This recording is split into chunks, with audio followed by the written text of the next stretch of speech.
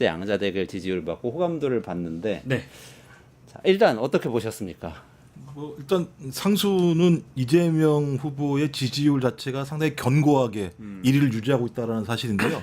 이게 왜 이렇게 견고하냐면 점진적 단계적으로 확장돼 왔던 게 있습니다. 그러니까 탄핵 이후에 지지율이 확 올라갑니다. 이재명 갤럽 기준으로 따지면요, 지지율이 올라가는데 올라간 이유는 진보가 상당히 매우 결집하고 거기에 이제 중도적 진보까지 결집이 딱 이루어지게 되면서 1차 결집이 이루어지게 되고요. 올해 2월 달에 이재명 후보가 갑자기 백분 토론에 가서 나는 중도적인 보수다 이렇게 얘기를 하면서부터 갑자기 그래? 합리적 보수들이 저 수용할까 말까라고 하는 환경이 조성되기 시작을 합니다. 그러니까 2단계가 이렇게 환경이 조성되면서 진보와 중도가 결합하는 공간을 만들어 줬고요. 그다음에 이제 4월 4일 윤석열이 파면당하면서부터 합리적 보수가 넘어오기 시작합니다. 3단계로. 그러니까 실제로는 진보, 중도, 합리적 보수 일부까지 결합되는 상황이 벌어지게 되면서 50%까지 육박하는 상황이 올라왔거든요. 근데 실제 선거가 들어가서 가상 대결을 벌이기 시작하니까는 50%를 넘어가는 여론조사가 나오기 시작하는 거죠. 그러면 단계적으로 30%대 중반부터 계속 상승하기 시작해서 지금 50%대 초반까지 왔기 때문에 이 지지율 자체의 변동성이 적었다. 그러니까 이게 앞으로 선거가 지나갈 때 이 변동폭이 컸다면 선거에서 하나의 소재만 가지고도 폭락할 수 있는 여지가 있는데 폭락하기 어려울 정도로 아주 견고하게 지지율이 확장돼 왔다라는 측면이 이번 대선이 다른 때와 좀 다르게 상당히 좀 유의미하게 봐야 될 측면인 것 같고요. 그래서 이제 이것 때문에 아마 보수 언론이 계속 삼자구도라고 주장하는 것 같아요. 이게 어떻게 이게 삼자구도입니까? 따지고 양자구도라고 얘기하는 게 맞아요. 뭐 양자도 차이가 많이 납니다. 삼자구도라고 얘기하는 건 2, 3위가 단일화라고 압박을 넣는 거예요. 근데 이 단일화가 안 되는 게 아까 조사 내용을 봤습니다만 이준석은 아무런 효과를 보지 못해요. 그 보수층 내부에서 이준석을 수용할 수가 없는 상황입니다. 그러면 어떤 분점이 이루어져야 되느냐? 그래서 이 김문수와 이준석이 합방을 통해서 대선에서 패배한다고 하더라도 당권을 확실하게 지어질 수 있다라고 하는 전제가 서야 돼요. 이 전제가 없으면 이준석은 들어갔다가 또 작살나는 수가 있는 상황이 벌어지게 되거든요. 그러니까 제가 볼 땐 단일화 변수도 되게 매우 어려운 상황으로 가고 있는 상황이다.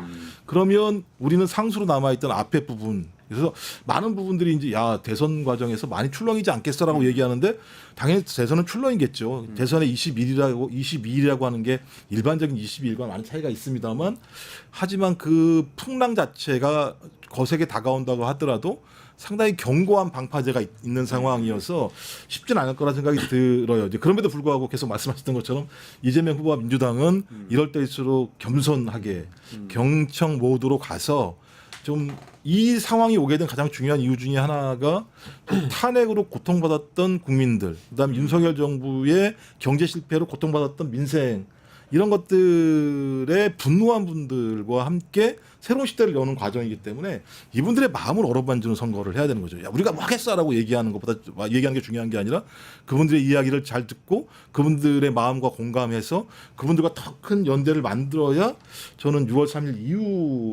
이후에 어떤 이재명 정부가 등장한다면 이 난관들을 극복할 수 있는 힘이 있기 때문에 저는 그런 부분과 관련해서 이재명 후보가 그런 지금의 선거의 승리도 중요하지만 6월 3일 이후에 저희 국정 운영도 매우 중요하게 보고 있다라는 생각이 들더라고요. 왜냐하면 이제 돈 문제도 있어요. 따지고 보면 이제 10%를 넘거나 15%를 넘어야 되는데 지금 어떻게 되죠? 기탁금이 3억 그러니까 10%가 넘어야 과반이 되는 거고 15%가 넘어야 이제 다 보존을 받는 건데요. 그 선거 자금 중에서. 그렇죠. 근데 이게 무슨 국회의원 선거도 아니고 대선이기 때문에 들어가는 비용이 만만치가 않습니다. 얼마나 쓰게 될까요? 그러니까 지금 그런 작은 정당의 경우에 얼마나 쓸까요? 작은 정당 뭐 전체가 500억 정도를 쓰는 거니까 큰 정당들 같은 경우가 작은 정당이 아무리 못 쓴다고 하더라도 제가 볼 때는 기백억대는 써야 된단 말이에요. 그러면 기백억 작게 잡아서 100억이라고 쳐도 10%만 넘으면은 50억을 갖다가 예를 들면 보존 못 받는 일이 벌어지게 되는 10% 상황. 이하가 되면. 그래서 이제 10에서 15% 사이면 절반을 받고. 그리고 15% 이상이면 다 받는 건데.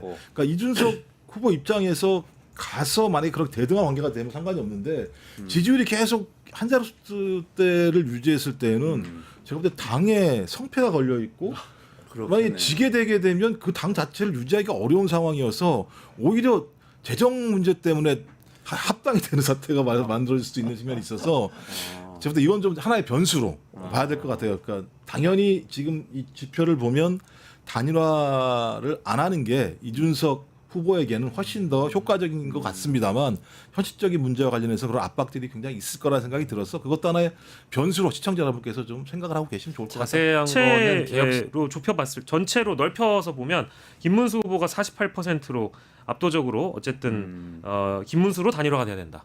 이준석은 36%. 이거에서 없다가 15%고요. 국민의힘 그리고 개혁신당 무당층 베이스로 이렇게 좁혀서 보면 김문수가 67%로 김문수로 단일화가 되어야 된다. 아까 전체 선호도로 넓혔을 때보다 훨씬 더 높은 비율로 단일화 후보로 꼽히고 있습니다. 이준석 후보가 23%여서 이 두 가지만 놓고 보더라도 단일화의 조건에 안 맞다고 봐야 되겠죠. 그러니까 이준석 후보가 이 단일화를 받을 이유가 이 조사를 봤을 때는 전혀 없다. 그러니까 이제 그 단일화를 하려면 적어도 두 분의 지지율이 좀 비슷해야 되고 그리고 서로 간의 어떤 지지자가 좀 교차가 가능해야 됩니다. 그리고 이제 그 시너지가 났을 때 당연히 1위 후보를 누를 만한 그런 퍼센테이지가 나와야 되는데 그 세 가지 조건 다 충족 못 지키고 있다. 근데 이준석의 딜레마 중에 하나가 뭐냐면 이제 돈 문제도 있어요. 진짜 따지고 보면 이제 10%를 넘거나 15%를 넘어야 되는데 지금 어떻게 되죠? 기탁금이 3억 그러니까 원이죠? 10%가 넘어야 과반이 되는 거고 15%가 넘어야 이제 다 보존을 받는 건데요. 그 선거 자금 중에 그렇죠. 근데 이게 무슨 뭐 국회의원 선거도 아니고 대선이기 때문에 들어가는 비용이 만만치가 않습니다. 얼마나 쓰게 될까요? 그러니까 지금 그런 작은 정당의 경우에 얼마나 쓸까요? 작은 정당 뭐 전체가 500억 정도를 쓰는 거니까 큰 정당들 같은 경우가 작은 정당이 아무리 못 쓴다고 하더라도 제가 볼 때는 기백억대는 써야 된단 말이에요. 그러면 기백억 작게 잡아서 100억이라고 쳐도 10%만 넘으면은 50억을 갖다가 예를 들면 보존 못 받는 일이 벌어지게 돼요. 그렇죠. 조사상으로 이렇게 안 나왔었는데 30%가 넘게 된다면 그 TK 지역에 정서적인 변화가 있다라고 저희가 추정해 볼 수도 있는 측면에서 저희들 관전 포인트로 좀 저희가 하나의 관심사항으로 지켜볼 필요가 있다는 말씀을 드립니다.